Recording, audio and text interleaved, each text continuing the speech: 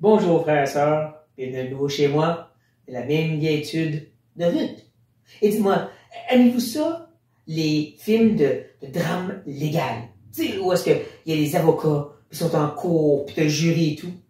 Mais on va le voir aujourd'hui. N'est-ce pas fascinant comment dans cette petite pièce de théâtre que Dieu nous a présentée sur la vie de Ruth, il a pris le temps de nous montrer un drame familial. Des gens meurent. Même une vie d'action et d'espionnage avec Ruth qui se faufile pour être au pied de Boaz. Dans tout ça, il y a aussi de la romance. Et là, aujourd'hui, quand on arrive à la 4e acte, on arrive à un drame légal. Vous allez voir ce que je veux dire. Nous, on se rappelle que dans le 3e acte, on a vu Boaz marcher au loin. La caméra le montrait en train de s'en aller vers la ville et ensuite c'est revenu sur Ruth, qui était à la maison et qui a discuté avec Naomi. Est-ce que les rideaux s'est fermé? Acte 3 est terminé et on arrive au dernier acte. Et qu'est-ce qu'on voit? C'est Boaz en train d'arriver à la ville, spécifiquement aux portes, où est-ce que tout se passait, incluant justement le fait d'avoir des cours légales. Ça se faisait devant la porte, parce que tout le monde passait. Vous allez voir ce que je veux dire.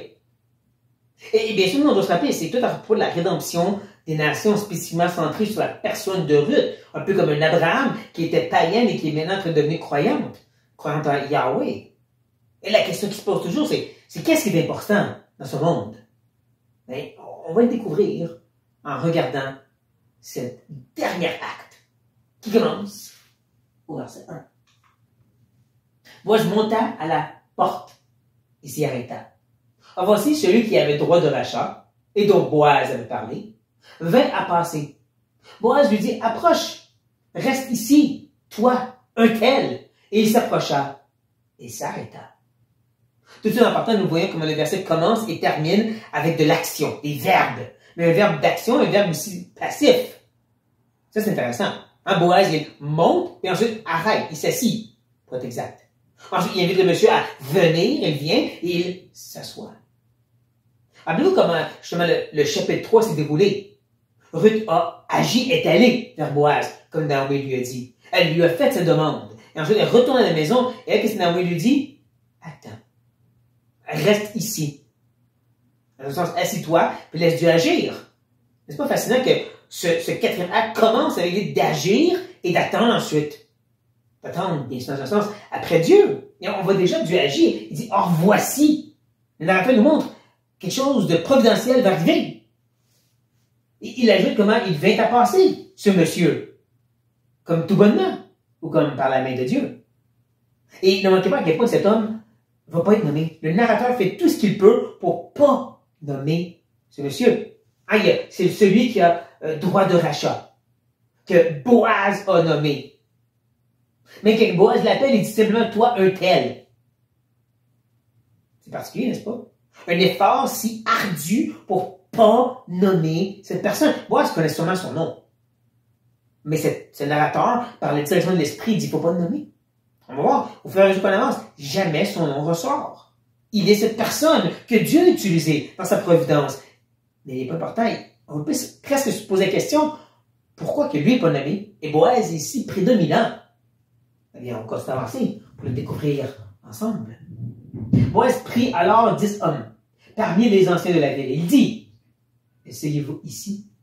Et il s'asseye. Encore, cette idée d'agir et d'attendre.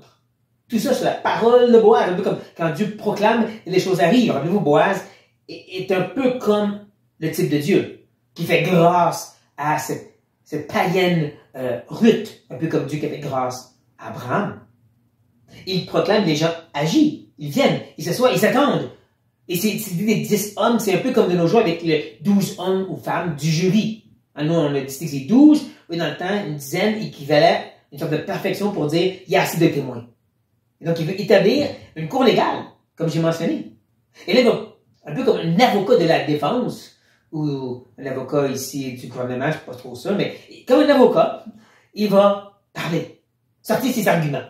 Puis il dit à celui qui avait le droit de rachat, Naomi, revenue du pays de Moab, a vendu la pièce de terre qui appartenait à notre frère Elimelech. Encore, cet homme ne doit pas être nommé. Il est celui qui a le droit de rachat, le racheteur, c'est même meilleure façon de le dire. Lui n'est pas nommé, mais Elimelech, qui était juste au début seulement dans le prélude. Juste l'homme qui a des enfants qui sont morts, lui aussi.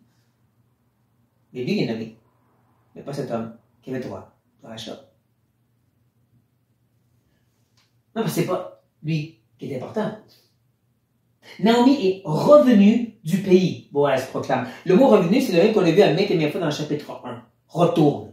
Retourne Ruth et Orpa.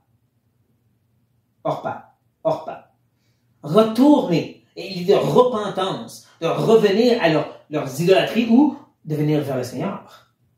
Et Naomi qui revenait à Dieu. Et quand même de rappeler, elle a fait cet acte de repentance dans un sens par son langage. Et là, présentement, il y a la situation qu'elle doit vendre ou pas directement. Certains qui connaissent l'hébreu expliquaient que le mot vendre ici est utilisé aussi dans le livre des juges.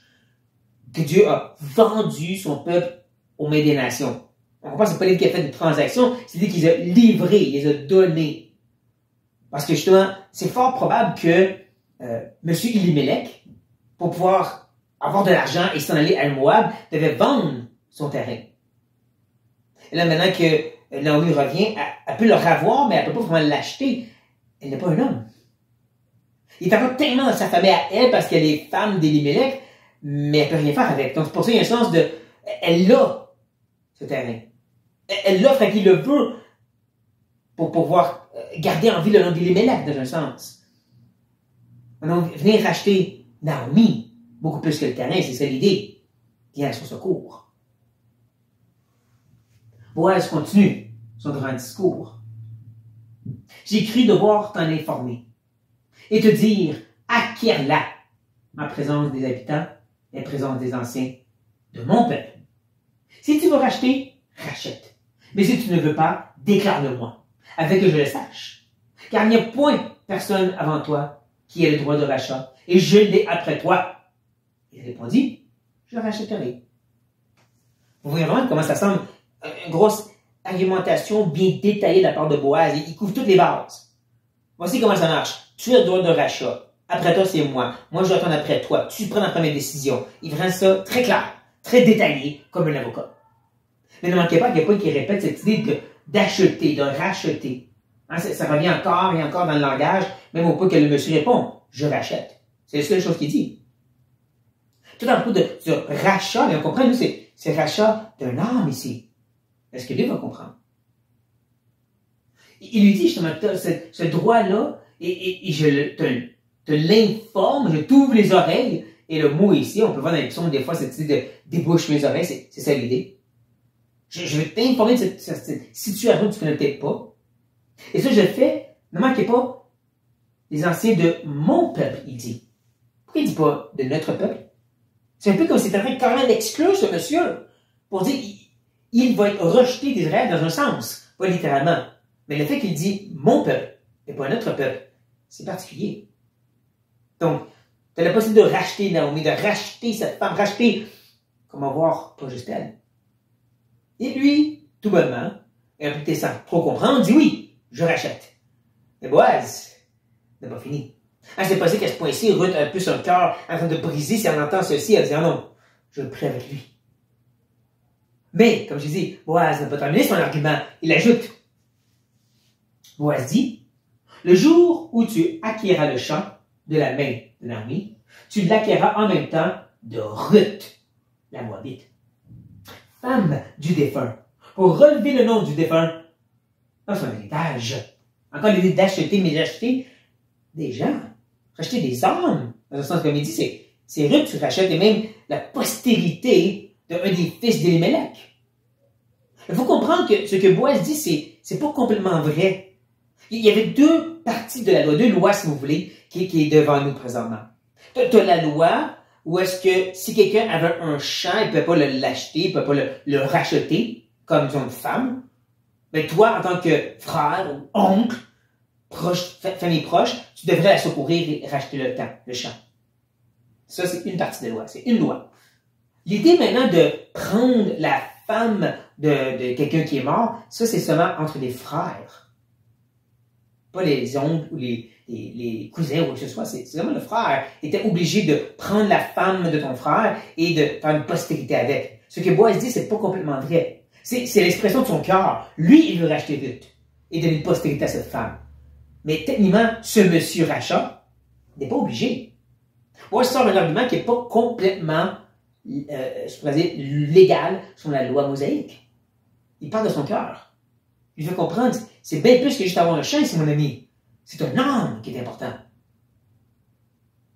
J'espère que tu comprends ceci. Eh bien, voici la réponse de cet homme. Et celui qui avait le droit de rachat répondit, « Je ne puis pas racheter. Pour mon compte, crainte de détruire mon héritage, prends pour toi mon droit de rachat, car je ne puis pas racheter. » Ne manquez pas comment. Encore ce monsieur sans nom, le racheteur.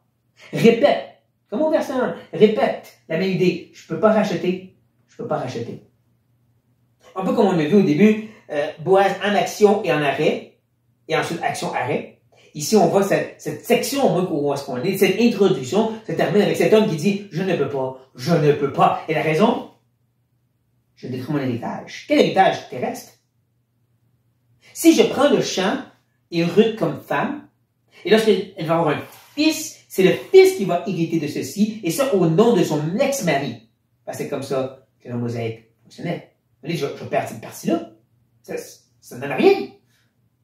Parce qu'il est tellement centré sur le ici et le maintenant, et non pas sur le fait que c'est un homme qui veut se joindre à Israël et a besoin du secours de Dieu présentement. Boaz, lui, l'a compris. Boaz avait à cœur cette réalité plus grande que juste le ici et le maintenant. Moi, ça va passer aux maintes et maintes paroles du Seigneur Jésus. De ne pas se concentrer sur le ici et maintenant, mais l'au-delà. Le royaume de Dieu. Le nouvel ciel, une nouvelle terre. Et quand on peut trop facilement se rester perdre sur qu'est-ce qu'on peut perdre ici. Comment on va peut-être avoir les choses devant nous être détruites parce qu'on va trop te donner, trop sacrifier, trop aider les gens. Mais c'est pas à propos de ici maintenant. C'est quelque chose de beaucoup plus grand. Les âmes. Le royaume de Dieu. Peut-être vous pensez que j'extrapole plus loin que le texte, mais n'empêche, c'est fascinant comment c'était présenté. Le nom fois rachat est mis devant nous et que Boaz a modifié la loi mosaïque pour parler vraiment de son cœur sur l'importance de racheter Ruth. Comme je dis, pour moi, c'est un rappel, en tant que chrétien, où est-ce qu'on devrait nos regards et nos cœurs, chers frères et sœurs. J'espère que ceci vous porte à réflexion sur cette note. Soyez bénis.